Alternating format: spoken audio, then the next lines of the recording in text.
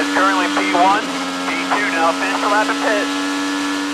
I love qualifying. I've always loved it. I've always just loved being able to go out of the box and just throw a flyer down like that. I think it's probably one of the coolest feelings as a driver, just to be able to go out, push the limit of the car, get everything out of it. Yeah, qualifying is so valuable these days. You know, with the dirty air and everything, with the modern cars, with all their downforce and drag that they create, qualifying is extremely valuable. And to make up, you know, 4 or 5 positions in the race is a huge effort.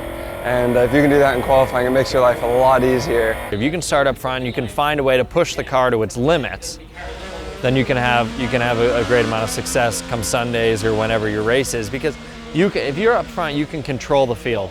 You can control the pace and everything else, and all that begins with qualifying. When you're in a junior series where there's not many pit stops or no pit stops in general, you're going to probably finish around where you qualified. So it's become more important, I think, now for young drivers to be able to go quick, you know, right out of the box. You need to hit your marks. Obviously you need a clear lap, but it's really about nailing every single thing and not overdoing it. It's very easy to overdrive in qualifying. Sometimes actually taking a step back and working your way up to the lap time instead of trying to overachieve is a more methodical, easier way to get the lap time out of the car. And in qualifying, you always have to find that extra little bit within you that's let's call it uncomfortable, to push a car to that level. But you got to give it a chance and give it a shot and see if you can find some time. Certain guys excel at this. Certain guys are phenomenal at that exact thing. Other guys struggle a little bit, but it's something that can be a work in progress. Depending on the track, teams will set up the cars differently for qualifying. I think in general the drivers can extract a little more out of qualifying since it's only, you know, a shorter session. So maybe they could live with a little more oversteer to get the car rotated, and also a little more downforce because you're not worried about cars overtaking you on the straights. When I look at a qualifying setup, I want the car a lot more agile. I want the car to be on the nose a little bit more, and I can deal with the rear moving a little bit for that lap or two.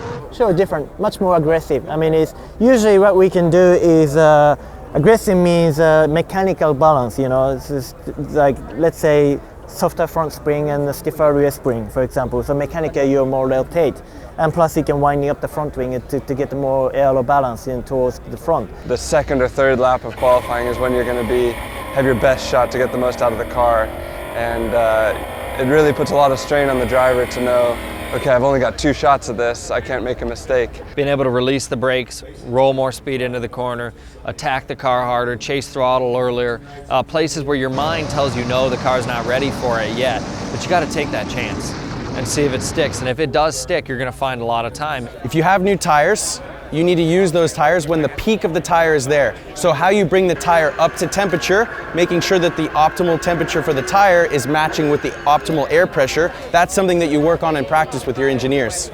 The most effective way to warm a tire up is to you know, speed up a little bit, hit the brake pedals pretty significantly hard, you know, let go of it, speed up, hit the brakes, because it actually heats up the brake rotor, which heats up the rim and then expands it to the tire, and that's how you ultimately get the most you know, tire heat. You know what I strongly urge kids always to do, you got to push the car hard, you got to always test its limits, but do that in practice. You got to learn your limits in practice, and when it comes qualifying, obviously you need to get comfortable pushing to that level, but you also can't make a mistake.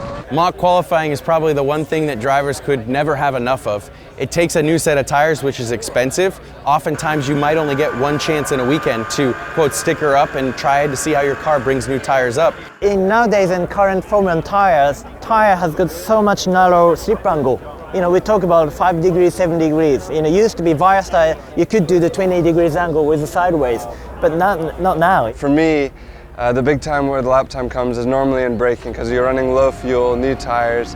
The car's going to be able to brake better than it has all weekend. And so in general, for me, that's where you gain a lot of lap time. It's being able to push the brake zone, but not overdoing it, because you still got to still hit your apex. Understanding that braking is a huge part of extracting extra time out of a new tire is very key. But as always, you can overdo it in the braking and not only kill a set of tires, but end your session. So it's really about making sure that you lean into it, get up to speed, and make sure that that optimal lap has been rehearsed in practice. most of the time the best lap comes on the last lap because the track grips up and it gets faster.